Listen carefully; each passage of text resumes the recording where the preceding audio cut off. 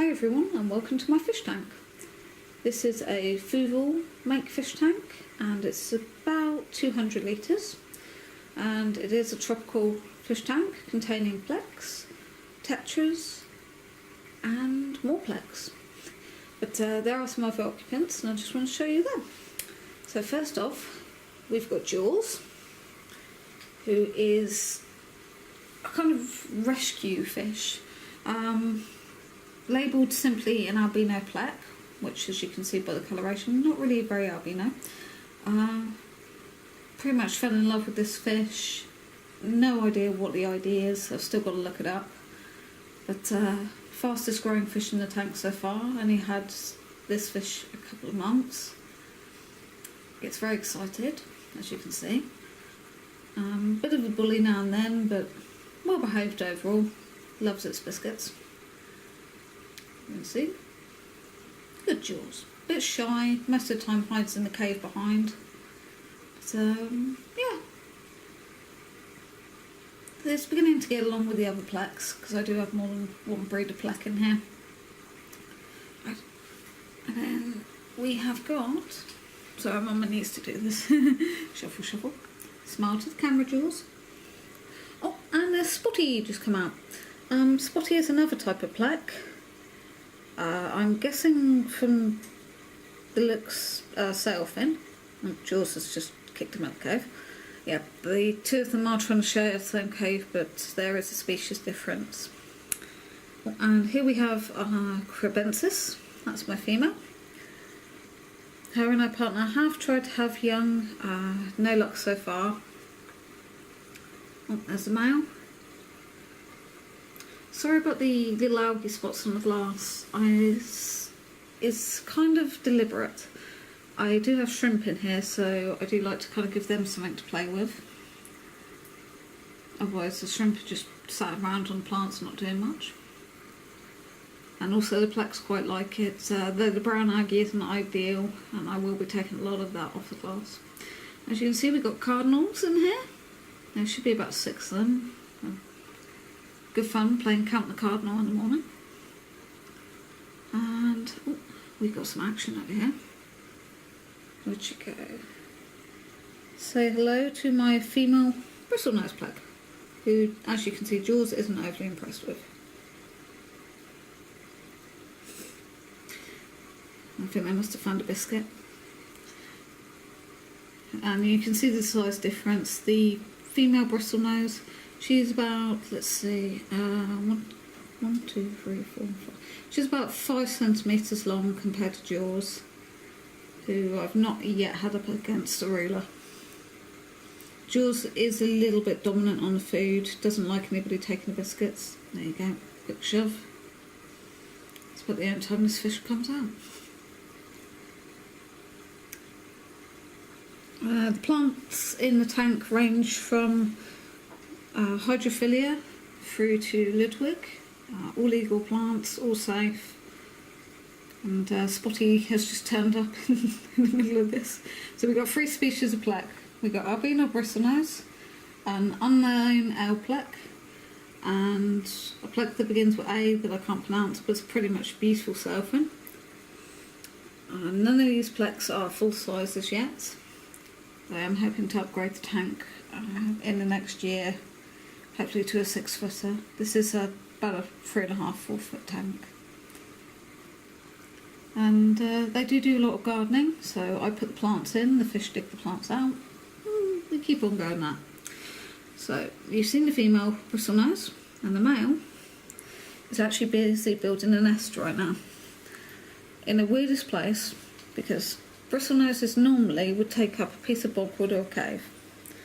My man has taken up the CO2 bell. They've raised 1 clutch successfully in the CO2 bell, and by the looks and the behaviour we're looking to have a second. He is showing off and really wanting that lady in that bell.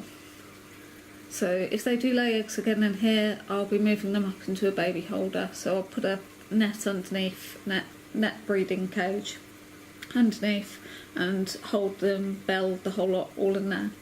It's a male's duty in the Bristol Noseplex to raise the young, so I'll be helping him along by keeping the predators away. And then we have our lovely female Crebensis. She's back.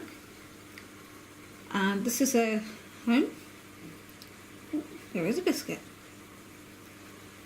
And you can just see in the background I've got a couple of clown loaches. And I've just suddenly seen a massive piece of plant float by, so the gardening's been done again. There are 4 clown loaches. We do have a very strict hierarchy in the clown loaches with one very dominant adult, well, not exactly adult, but the bigger fish. These are all, I'm guessing, under a couple of years old, but they've put on a lot of weight and size since coming into the tank, which is good. And we've also got, these guys are hard to see, oh, there we go, a few glass catfish, quite shy, they don't often come out, so it's actually nice to see them. They also like to play with the algae. Like I said, I will be stripping a lot of that back. And then shrimp wise, I couldn't say where they're hiding. They're in there somewhere.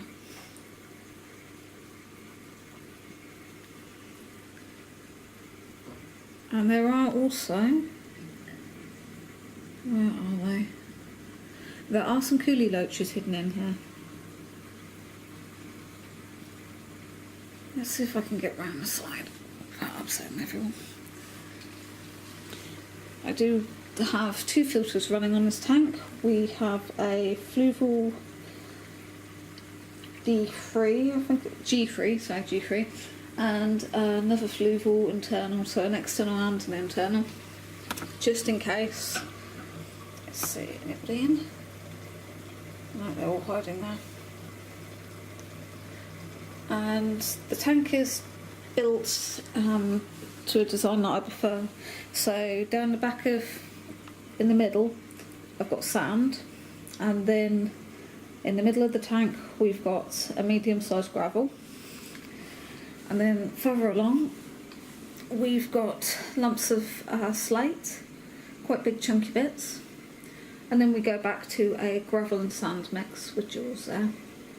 The idea is that each of the fish species feels comfortable within a set area. The clown loaches prefer the sand, so they're often found over here, whereas the plex like the smooth rocks and the more mouth-friendly areas. I can see a female plucking there.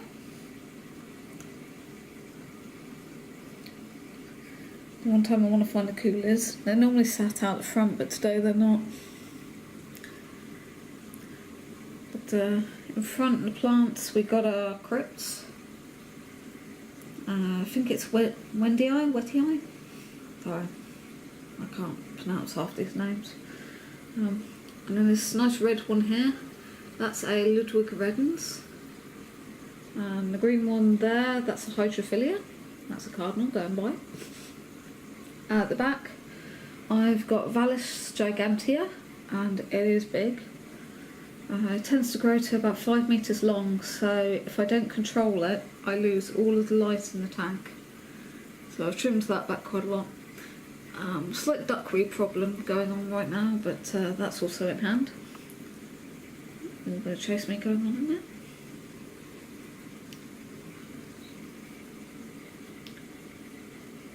It's different setup of fish from what I used to have. Last year, I'd settled the tank with my original fish that I'd had for, some of the fish were over 20 years old. And then this year I had a massive tank crash. One of the fish suppliers claimed that it was nitrates, but my nitrates were fine. The whole thing happened basically after I bought some fish from this supplier who I no longer use. It started with a bit of white spot, which I thought I got under control. Then there were signs of just every issue known to fish, from indicators of gill flukes, hemorrhaging. It was disturbing to watch, and no matter what I tried, I just could not save the fish. I lost the whole tank, but the shrimp survived. And normally shrimp are the critters who go first because they are the ones who are more vulnerable to nitrate changes and problems with the water. Now where I am, our water is extremely hard because it comes off a clay, so I am using a small water softener. But most of these fish are quite happy in the hard water, and also using an organic nitrate controller, which is going really well. Well, apart from the brown algae. Here comes a little clown loach. My previous clown loaches were a good 20 centimetres long, and I used to hand feed them. But of course, clown loaches do have a venomous spine behind the gills, so if you're hand feeding them, you've really got to be careful.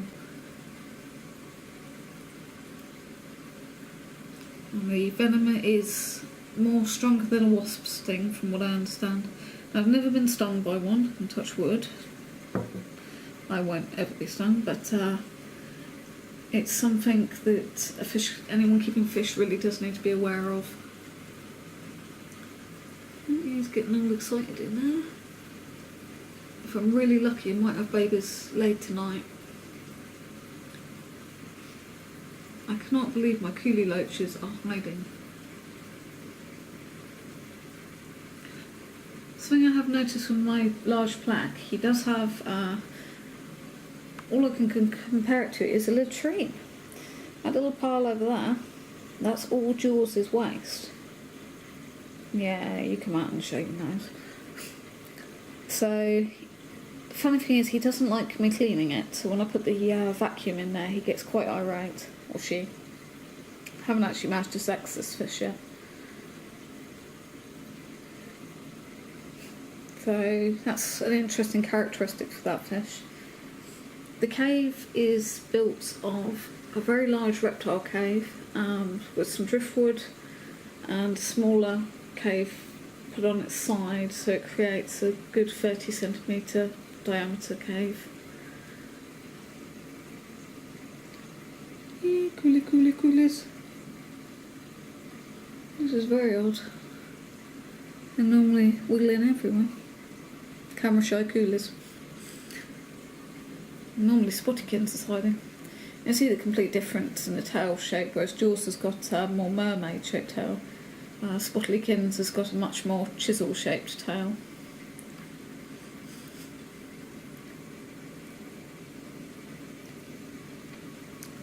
I do have a Java fern or two, but the fish have been gardening and torn them up. And also got some Anubis at the back. Once again, a bit vandalised. A big excited fish.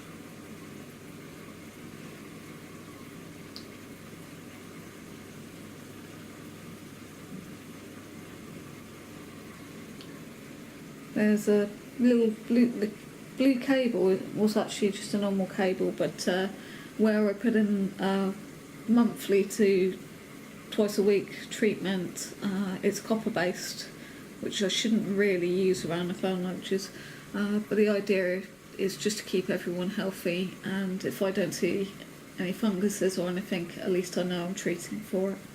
But it sadly does turn the cable blue.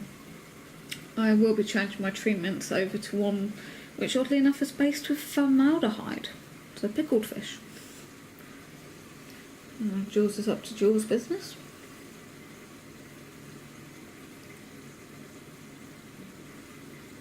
Yeah, so I thought I'd introduce you to my fish tank. Fingers crossed, not going to get another crash. When you've cared for a pet for over 15-20 years and you lose everything, it does hurt like something else.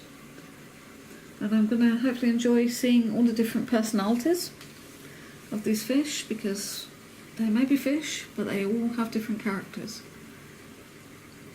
Be learning all about them. Clown loach.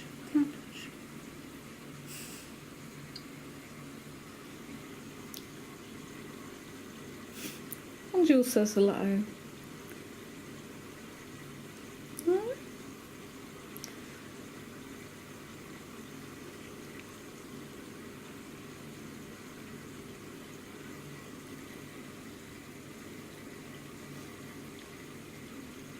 A perfect fish-sized cave.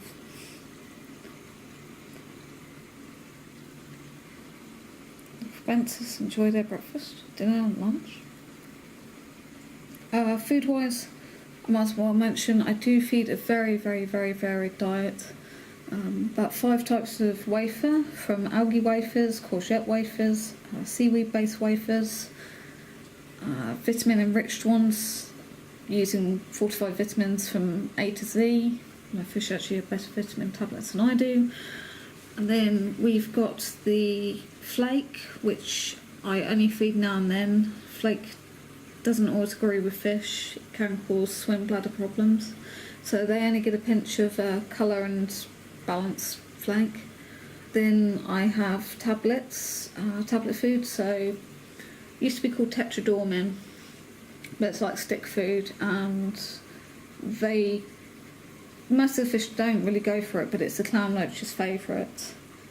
But it's called something else now. And then I've got micro pellets, medium ones floating and sinking. And then I've got Massivore tablets, which do contain goldfish.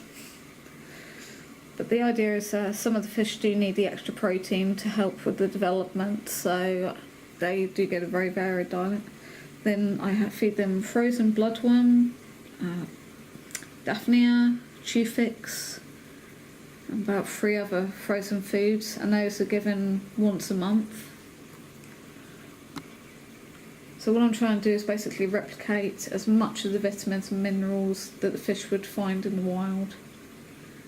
As far as I'm aware, a lot of these fish are captive bred, and I do try and find out from suppliers where the fish have come from, because if you're going to keep aquatic fish, do try and get captive bred. You don't want to encourage the wild population decrease.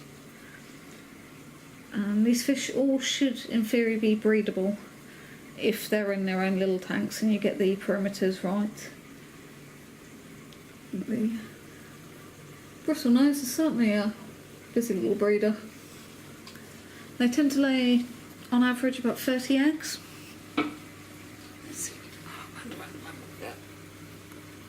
Yeah, he's got a nice little bristle. Yeah, I think the next couple of days I'll see eggs in there.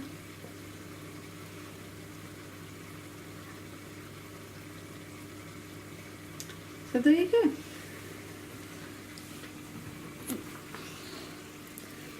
My kneecaps. This little thing up here, as weird as it looks, is a baby holder. I've put a lot of plants in there for the large amount of algae. This actually got baby bristlenoses in right now, and tablets in it. It does look filthy, but don't worry, it's deliberate. And what I'll feed, once the male bristlenose has finished his duties as a parent, because he cares for the babies, he will keep an eye on them for a little while and then leave them to it. What I tend to do is I'll gather up the Plex, this is going to sound awful, I actually gather up the Plex droppings and I will put them in with the babies, because that way the babies will eat and graze over that and get a lot of the bacteria that they need for their guts to work properly. So it's like building an immune system for them. And I think they hatch normally from about 3 to 6 days, depending. Gosh, it's all action in here tonight, I tell you. But there you go. That is my little fish tank. For the future, hopefully, lots of babies, no crashes, and happy fish. But it does take I just want to say, if anyone thinks, oh, I want to keep a fish tank, it takes a lot of maintenance. This is about 200 litres. I have to change a lot of the water every few days. So it's not just sit back and watch the fish. I mean, tomorrow I've got a filter change to do. It's mucky, it's dirty, and it smells. Well, filters do when you've got a lot of fish manure to turf out. Water parameters, it can get expensive. Fish health, they're not just there for watching, they're your charges. You've got to take care of these guys. Planting, cost of CO2, food, everything adds up. So if you're going to keep fish, you've got to look at it as a serious commitment. Some of my fish will live for over 30 years. And I hope to be around to keep an eye on them. So, yep, that's my fish tank.